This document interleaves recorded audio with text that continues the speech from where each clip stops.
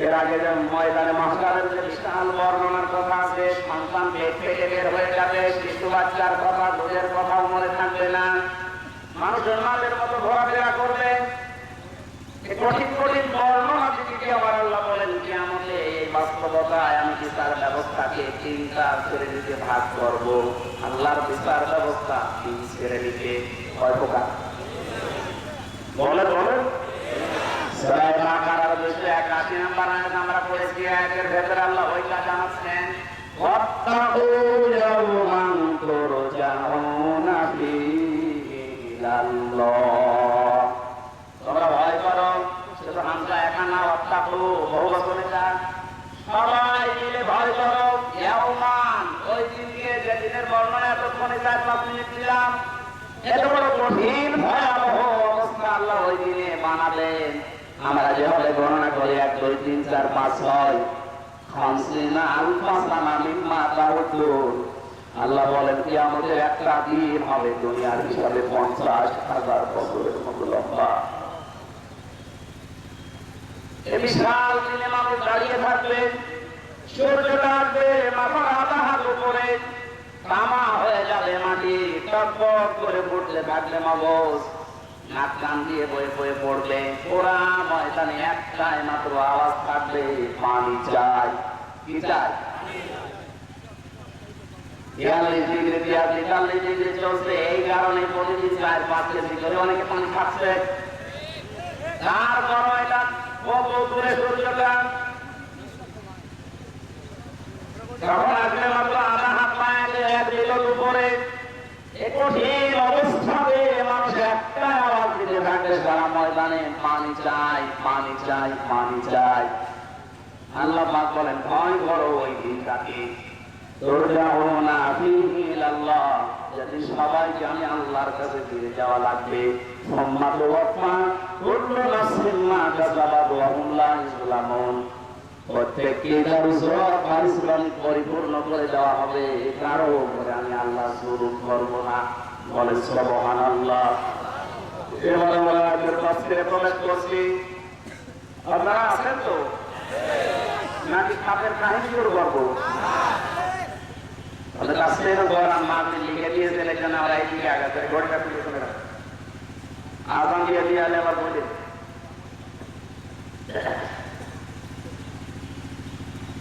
জেলিনের বিচার ব্যবস্থার কথা এবার বলছিলাম। তিনটা শ্রেণীতে পেয়েছি ইবনে কাসির তাফসীরে। 1 নম্বরে মহান আল্লাহ বিচারের ব্যবস্থা যেটা বানিয়েছে, আল্লাহর বিচার ব্যবস্থায় কোনো অবিচার নেই। জবাব দেবেন বললাম ছাত্রের মতো, আল্লাহর বিচার ব্যবস্থায় কোনো অবিচার। আরো জোরে বলেন, আল্লাহর বিচার ব্যবস্থায় ন্যায় বিচার করলে সবাই ধরা খাবে।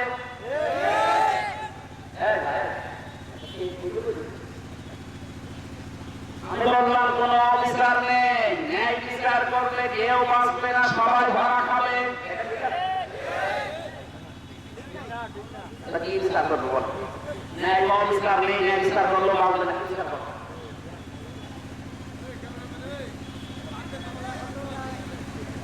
আল্লামা ইমামুদ্দিন রাহমাতুল্লাহ আলাইহি তাফসীর করতে গিয়ে আয়াতের ইয়াওমান এই শব্দের ব্যাখ্যায় ভয়াবহতাকে তিনি উল্লেখ করেছেন।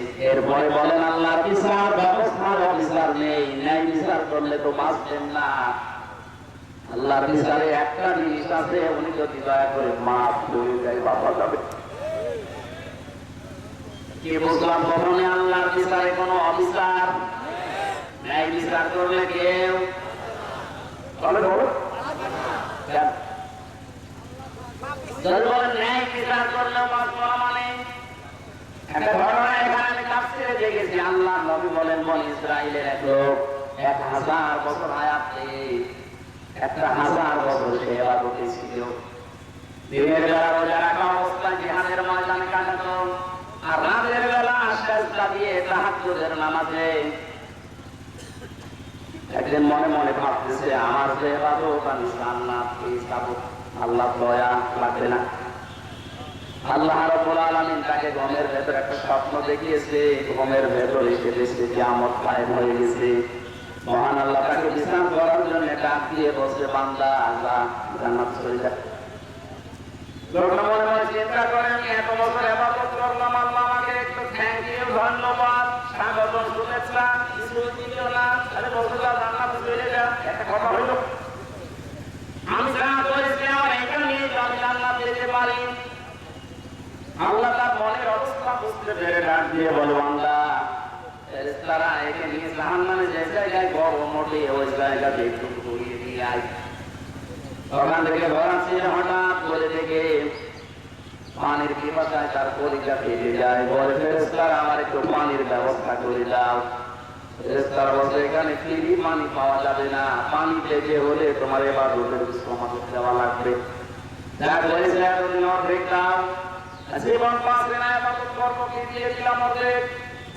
পানি খাওয়ার পরে দেখলেন মানুষের প্রসাদের স্নাপ দেয়, পানি খেয়ে বলছে আমি প্রসাদ করবো। এখানে প্রসাদ যেখানে সেখানে করা যাবে না, ব্যবস্থা আমরা করে দিতে পারি, বাকি যা আছে ইবাদত ওইটাও দিয়ে দেওয়া লাগবে। আমার এদিকে সহ্যের বাইরে চলে যায়, করবো কি ওটা যা দিয়ে দিলাম। আমার আল্লাহ এবার ডাক দিয়ে বলে, বান্দা এক গ্লাস পানি ভেতরে ঢোকাইলে আর এক গ্লাস বের করে ফেলে দিলে,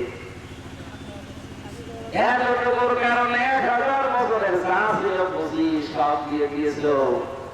1000 বছরে কত গ্লাস পানি পান করেছো বলো? পবিত্র গ্লাসে 1000 বছরের ইবাদত না দিয়ে ধরে আমার জান্নাতে আর দেবো না। দিনাজপুর মাসে আমরা কেউ বাঁচবো না, আল্লাহ নাই বিচার করলে। একটা মাত্র পথ আছে, আল্লাহ পাক যদি বলে দান করে মাফ করে দিলাম। এখানে কাবা শরীফ যারা তাওয়াফ করেন, কয়েকদিন আগে এসেছি, ষষ্ঠ চত্বরে মানুষ একটা দোয়া আল্লাহকে শোনায়, আল্লাহুম্মা ইন্না আলাইয়া হুকুকান ফীমা বাইনি ওয়া বাইনিকা। কাবার সামনে নিয়ে বলছে, রব্বুল আলামিন তুমি আমার মালিক, আমি তোমার মহান, তোমার গোলাম। তুমি মালিক হিসাবে আমাকে যা দেওয়ার দুনিয়ায় সব দিয়েছো, আমাকে নেই থেকে তুমি হামদা বানিয়েছো। আমি তো উল্লেখ করার মতো 33 বছর আগে কিছু ছিলাম না। 33 বছর আগে আমার মায়ের বিয়ে হয়েছে, 34 বছর আগে। 33 বছর আগে বলেন তো হামজা নামে দুনিয়ায় আমার কোনো অস্তিত্ব ছিল?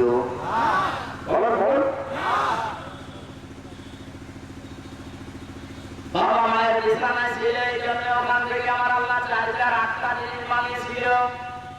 বিজ্ঞান প্রমাণ করছে, ফালে ইয়ানজুরিল ইনসানু মিম্মা খুলিকা মিন মাইন দাফিকিন ইয়াখরুজু মিন বাইনিস সুলবি ওয়াত তারাইব।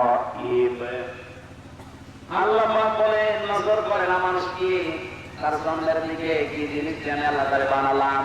বাবার স্ফলিঙ্গ দিয়ে দ্রুত গতিতে যে পানিটা বের হয়ে চলে আসে, এখান থেকে 40,000 মানুষ তৈরি হওয়ার ক্ষমতা ওই ভিতরে থাকে। এগুলো যেতে থাকে মায়ের রেহেমের ভেতরে, সাথে ধাক্কা লেগে হয়তো অনেকে পড়ে যায়, শেষ পর্যন্ত যেতে পারে না। আমি আল্লাহ দয়া করে তোকে ওখানে পাস করিয়ে হামজা বানানোর জন্য পৌঁছিয়ে দিয়েছি। ওখানে যাওয়ার পরে মায়ের জেনা পাক পানিটার ফলি ছিল, ওইটা দিয়ে বাবার এইটা দিয়ে আল্লাহ 4-8টা জিনিস বানান, চুল, রগ, হাড় আর পর্দা, রক্ত, গোশত, চর্বি আর চামড়া। বিজ্ঞান এখন কম্পিউটারে দেখতে পাচ্ছে 8টা জিনিস হলে মানুষ হয় না, মানুষ পরিপূর্ণ রূপ দিতে হলে 13টা জিনিস লাগে। আল্লাহ যে রব নাম নিয়েছেন, তো আউযু বিরাব্বিন নাস করেছিলেন। হযরত ওমরের মর্যাদা এই কারণে যে আমি আসলে রবের কাছে আশ্রয় চাই। রব মানে প্রতিপালক, লালন পালনকারী, চাওয়ার আগে যিনি জিনিস দিতে পারে আর দিতে তার নাম রব। তার নাম কি? আমার আল্লাহ আমাকে চাওয়ার আগে মায়ের পেটের ভেতরে 5টা জিনিস দিয়েছিলেন, শ্রবণ শক্তি, দর্শন শক্তি, বাক শক্তি, আঁখের শক্তি আর ঘ্রাণ শক্তি। যারাই বসে আছে একটু হেফাজত করে বলেন তো নিজে, হ্যাঁ একটু চিন্তা করে যদি আল্লাহ একটাও কম দিত, আপনি পরিপূর্ণ মাস্টার হয়ে আসতে পারতেন।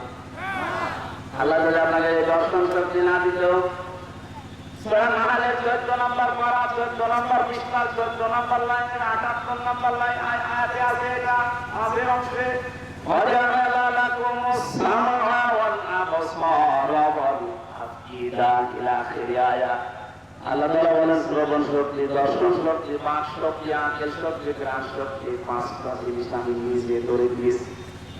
একটা বারের জন্য তো চিন্তা আসে না, যদি আমি তোরে একটা না দিতাম তুই দুনিয়ায় আসতে, কিন্তু অপূর্ণাঙ্গ হয়ে মানুষ করে খানা বলতো। যদি এই দর্শন শক্তি শ্রবণ শক্তি না থাকতো, আপনাকে মানুষ খালা বলে থাকতো। বাক শক্তি আল্লাহ না দিলে আপনি বোবা হয়ে আসতেন, মানুষ বোবা বলতো। এরকম বোবা আসে না দুনিয়ায়? এই জন্য আমার সামনে দিয়ে বলা লাগছে, আল্লাহ আমি তো নেই থেকে পর্যন্ত এসেছি, তুমি আমাকে জানা দেওয়ার সব দিয়েছো, কিন্তু তুমি তো আমার মালিক, আমি তোমার সার্ভেন্ট, ভৃত্য, গোলাম, দাস, বান্দা যাই বলেন, আমি তো তোমাকে কিছুই দিতে পারলাম না। আর তোমার ঘরে এসেছি বাংলাদেশ থেকে, আমার সামনে নিয়ে বলছি মালিক আমার একটা বুঝি আছে, তুমি তো আমার মাফ করে দাও। সর্বশেষ এটাই বলা লাগে, আমাদের আল্লাহর বিচার ব্যবস্থায় কিন্তু আল্লাহ শেষ পর্যন্ত এইটাই আমাদের কাছে, উনি অবিচার তো করবেন না, ন্যায় বিচার করলে প্রত্যেকে আমরা ধরা খাবো। বাঁচার একটা মাত্র পথ আছে, আল্লাহ তুমি আমাকে মাফ করে দাও। এই জন্য বিশ্বনবী প্রতিদিন আল্লাহর কাছে মাফ চাইছেন কমপক্ষে 100 বার। কতবার? এখন দিনের 5টা মাঝে আমি হামজা সহ কত মানুষ এখানে আল্লাহর ওলি বসে আছি, 100 বার না, আল্লাহর কাছে সারা দিনের ভেতরে 10 বার মাফ চাই। কথা বলে দেখেন, আজকে থেকে আমলটা আমি জগৎ থেকে আরম্ভ করবেন, সময় পেলেই বলবেন আল্লাহুম্মা গফিরলি অথবা আস্তাগফিরুল্লাহ, আস্তাগফিরুল্লাহ। পৃথিবীতে সবচেয়ে বেশি খুশি হয় আল্লাহ এই শব্দটা শুনলে। মানুষ যখন বলে আস্তাগফিরুল্লাহ, আস্তাগফিরুল্লাহ, আল্লাহ আমি ক্ষমা চাই, আমি ক্ষমা চাই, ফেরেশতাদেরকে দিয়ে আল্লাহ বলে হামজার দিকে তাকা, নিষেধ করেছিলে বানাতে অথবা না দেখে দেখ আমার এমনিতে ক্ষমা চাই কে আছে। আমলটা আমি সব প্রত্যেকে যেন আমাদের প্র্যাকটিক্যাল লাইফে করতে পারি, বলেন আমি।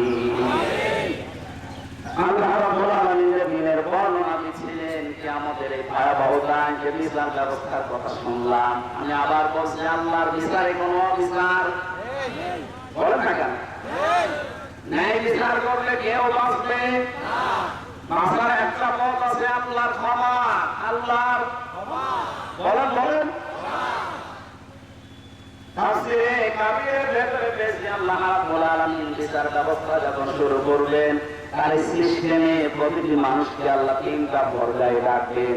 প্রথম নম্বরে মানুষকে আল্লাহ ডাকবেন স্রেফ একা একা। কয়জন করে? যারাই বসে আছে প্রত্যেকে আয়াতের সাথে আজকে থেকে জীবন মিলাবেন। অনেক ভ্রান্ত ধারণায় রংপুর বিভাগে আছে, অনেকেই মনে করে কিয়ামতের দিন আমার ইসরায়েলের সাথে মিছিল দিতে উঠবো। এটা চট্টগ্রাম আর বরিশাল আর সিলেট এই সমস্ত বিভাগের মানুষগুলোর ভেতরে বদ্ধমূল ব্যক্তি বিশ্বাস, ওখানে মানুষকে বোঝায় যে কিয়ামতে এক একটা মানুষ অনেক ইসরায়েল করতে লক্ষ লক্ষ মরিদ নিয়ে, তখন আমিও তার পেছনে স্লোগান দিতে দিতে যাবো, আমার চিন্তা নেই। অথচ এটা যে মিথ্যা কথা, কোরআনের পুরা বিরুদ্ধে।